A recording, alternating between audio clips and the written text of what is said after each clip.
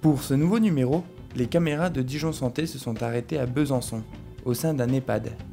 Pourquoi ? Pour qui ? Comment ? Découvrez cette institution et ses résidents.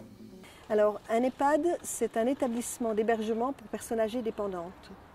C'est-à-dire que quand on vieillit et qu'on devient un petit peu dépendant, trop difficile pour rester à la maison, eh bien, on intègre ce qu'on appelle un EHPAD et on est accueilli en EHPAD.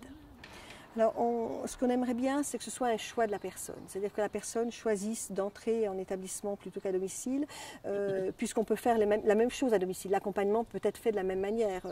Simplement, le lien social est souvent plus facile, il y a plus d'activités, plus de possibilités à l'intérieur d'un établissement qu'à domicile où les gens sont plus souvent isolés socialement. Le principal inconvénient contre lequel on cherche à lutter à l'heure actuelle, c'est la vie en collectivité. C'est-à-dire qu'on essaie de réfléchir à comment limiter au maximum les contraintes de la vie collective, avec des heures de repas, des heures de coucher. Personne n'est heureux en fin de vie. Personne n'est heureux. Personne n'est heureux d'être dépendant. Personne n'est heureux d'arriver dans une EHPAD. Parce qu'ils savent que c'est leur dernière maison, qu'ils ont souvent vendu la leur. C'est comme un gros village, quoi.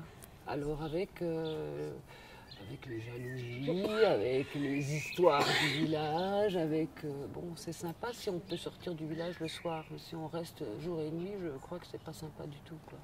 Un village, ses histoires, mais le bien-être des résidents. J'ai fait une septicémie, je suis restée 5 mois à l'hôpital. J'ai fini paralysée et on m'a emmenée ici sans me demander mon avis. Mais j'ai été bien contente d'être assistée. À partir de ce moment-là, je me suis sentie sauvée. J'ai réappris à marcher avec une autre kiné. Puis la vie en collectivité, quand même, moi ça me plaît. On a des contacts au repas. Le personnel est dévoué. Vous êtes bien encadré. On est bien encadré, oui. La kiné est super. J'ai Corinne, la kiné, qui est très gentille. J'ai une amie, là, qui est bien gentille aussi, pour moi. Voilà.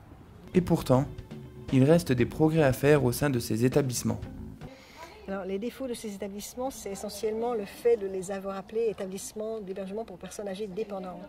Ce qui focalise un petit peu notre action sur la dépendance, alors que nous souhaitons vraiment focaliser notre action sur l'autonomie des personnes, sur l'accompagnement de la vie, sur le bonheur, sur le choix, sur la décision qu'elles peuvent avoir dans la société. Et nous avons axé pour cela notre projet de vie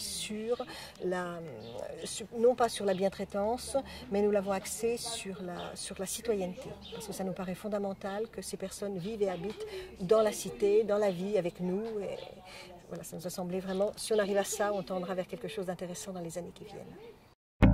Une réaction ? Un témoignage ? Commentez ce reportage sur dijonsanté.fr.